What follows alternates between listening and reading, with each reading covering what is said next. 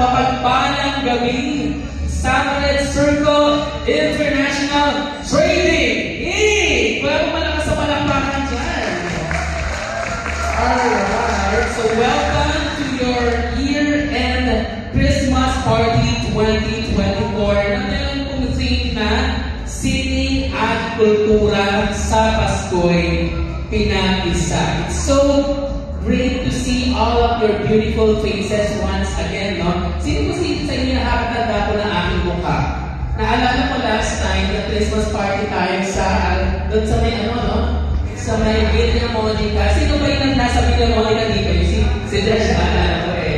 Mga nasa Villa Monica lasan. Tingnan niyo naman, nandito na tayo ngayon sa Altagia, di ba?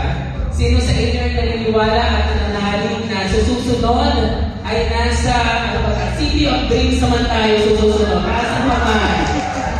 Diba? Wala akong imposible. Wala akong imposible kung si Cristo ang magiging sentro ng ating Kapaskuhan. So let me introduce myself once again. Ako po, si Host Aryo. So I will be your host for tonight. At isang taon na naman po ang nilipas sa bawat isa sa ating pong company. And God has been very grateful and faithful in everyone's life. Kaya sino po dito yung mga staff and worker? Taas po kamay. Pwede ka bang tumingin sa iyong kapwa staff and worker? Pakisabi mo sa kanya, congratulations. Congratulations because we made it this far. Ilang araw na lang tatawid na po tayo sa 2025. Di ba po? At sama-sama po tayo ngayong gabi magse-celebrate ng goodness ni God. Okay, so and to these amazing people who made it this far, nais ko pong i-welcome kayong lahat sa isang festive night na ito. Nasaan po ba ang ating mga VIP? Of course, we would like to welcome our President, Ma'am Joanne De Ramas Davigne. Palakpakan naman natin si Ma'am Joanne. Kaway-kaway ma'am, kaway-kaway po.